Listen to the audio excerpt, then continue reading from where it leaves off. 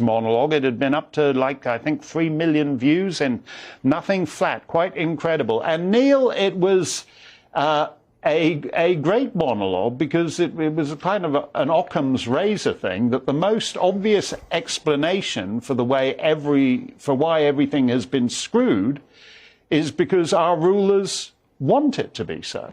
100%. That is the conclusion that I'm coming to. I think it's been too painful. People have, quite understandably, myself included, spent the longest time tying ourselves in knots, trying to make it make sense in terms of an understanding of a benevolent, benign authority that, whether it was Tory or Conservative or Liberal, had your best interests at heart.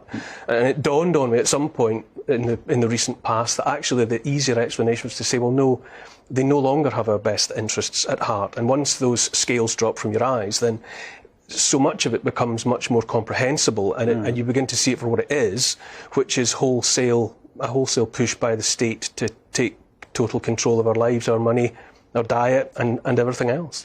Well, it is weird the way they're quite open about wanting us to lead poorer, meaner, ruder lives, just in terms of how we live, what we eat, where we go. They actually say, no, however good it was for you 20 years ago, 30 years ago, it's going to be worse for your kids now. I think that's indicative of what I think is a massive mistake that's being made by them, that I think they think it's all in place now, that the trap has all been assembled and we're in it. And I think they've gone off half-cocked. And I think they're wrong in that estimation. And I think in reality, I think a lot of their narrative is crumbling like, desiccating sand in a sandcastle on the beach, and it's about to fall apart completely, I think. So there's a terrible misconception, I think, on the part of those who think they have us in their clutches. But I think what we're looking at is there's always been unholy alliances between businesses and corporations and government, for each other's mutual back scratching. But I think we're seeing a particularly lethal iteration at the moment, because the added twist is that now governments are prepared to legislate to make the consumption of, or the submission to, the mission statements and the products of corporations. They're now making it almost mandatory. I mean, what a brilliant business plan, for example, for a pharmaceutical company, hypothetically, to come up with a new medical product, right, and then have a compliant government make it illegal to not take it.